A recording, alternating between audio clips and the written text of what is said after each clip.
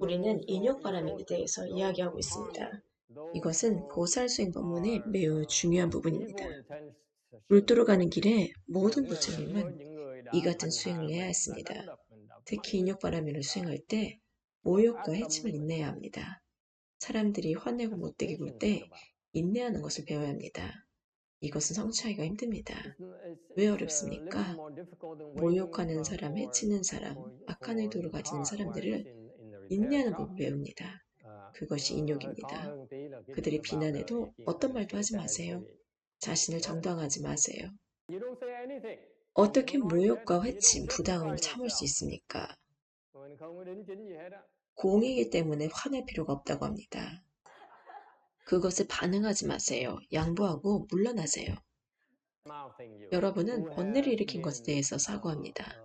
여러분이 오를 필요가 없습니다. 사람들을 번뇌롭게 하면 그것에 대해서 사과합니다. 인욕바람이를 진정 이해하면 무엇을 합니까? 모욕과 해침에 기꺼이 인욕한다면 여러분은 모욕에 감사해야 합니다. 해침을 당한 것에 감사해야 합니다. 이와 같다면 여러분은 인욕을 이해하는 것입니다. 나쁜 일이 일어난 것에 감사해야 합니다. 얼굴을 때린 사람에 감사해야 합니다. 내가 인욕바람을 수행할 기회가 있어. 이것이 보살의 태도입니다. 인내는 아픕니다. 아프지 않는다면 인내가 아닙니다. 괴롭지 않다면 참을 필요가 없습니다. 더 많이 인욕할수록 나를 괴롭게 하는 것이 더 적어집니다. 무언가가 괴롭힐 때 감사해야 합니다. 이것을 이해한다면 여러분에게 와서 여러분을 힘들게 하고 여러분을 안 좋게 만드는 사람에게 감사해야 합니다. 여러분에게 잘해주는 사람은 어떻습니까? 친절하게 잘해주는 사람에 대해서 어떻게 인욕을 수행합니까? 인욕에 대해서 말할 때 여러분은 모욕과 해침 등에 인욕해야만 합니다. 여러분은 또한 친절에 대해서도 인욕해야 합니다. 잘해주는 사람에게 감정적으로 집착하지 않습니다. 잘해주어도 그들을 더 좋아하지 않습니다. 그들에게 집착하지 않습니다. 사람들이 나쁘게 대할 때 감사해야 합니다.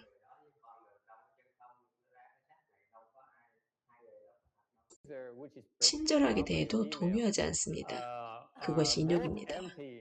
인욕하지 않으면 지를 열 수가 없습니다. 여러분은 여러분에게 친절한 사람, 여러분을 존중하는 사람, 여러분에게 나쁘게 대하는 사람, 좋지 않은 사람에 대해서 인욕해야 합니다. 또한 여러분은 법에 대해서 인내합니다. 법에 인욕한다는 것은 육군에 집착하지 않습니다. 또한 육진에 집착하지 않습니다. 안과 밖이 모두 공합니다. 내적으로 육군을 가진 자가 없습니다. 외적으로 육진이 공합니다. 분별을 하지 않습니다. 이분성에 집착하지 않기 때문에 안과 밖이 없습니다. 모두 공합니다. 무엇을 듣든지 어떤 것도 듣지 않은 것과 같습니다. 무엇을 보든지 어떤 것도 보지 않은 것과 같습니다.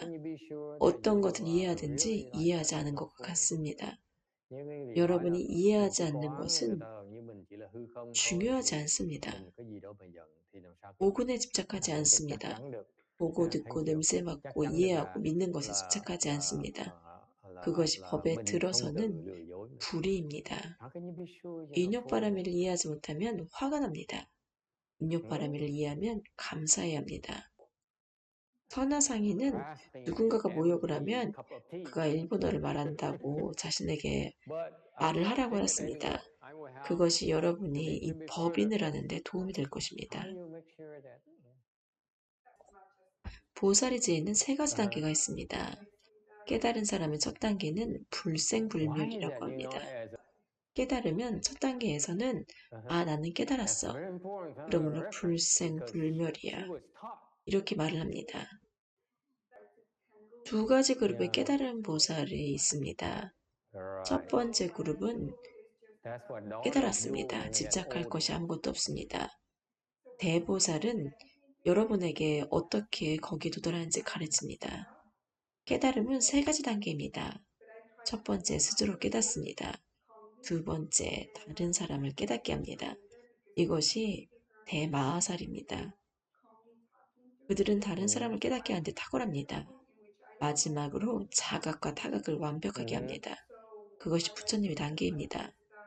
여러분은 오직 자신만 돕습니다. 다른 사람을 어떻게 돕는지 모릅니다. 그리고 다른 사람을 돕는 법을 배웁니다. 운수보살은 다른 사람을 깨닫게 돕는 데 있어서 가장 높은 단계입니다. 운수보살과 같은 대보살은 우리에게 깨닫기 위해서 무엇을 해야 하는지 가르칩니다. 마지막은 부처님 단계입니다. 이것은 궁극적인 지혜 단계입니다.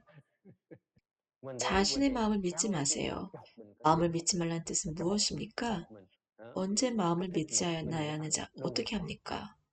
내 마음을 믿지 않으면 어떻게 됩니까? 여러분은 경험도 많고 현명하고 내 삶을 살았습니다. 많이 배웠습니다. 그런데 마음을 믿지 말라고 합니다. 이 말은 선지식 대신에 자신의 마음을 믿지 말라는 뜻입니다.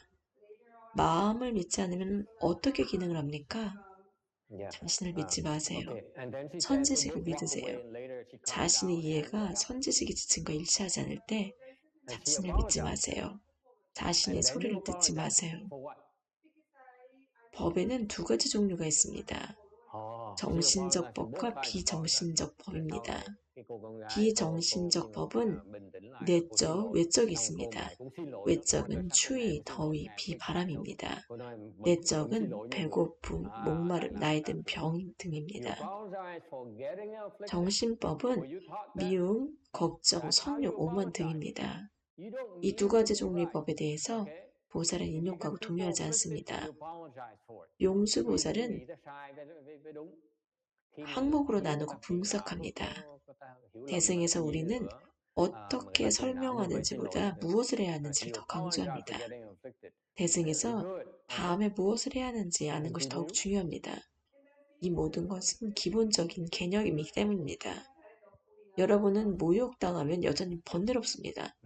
무엇을 해야 할지 모릅니다. 더 많이 아는 것은 도움되지 않습니다.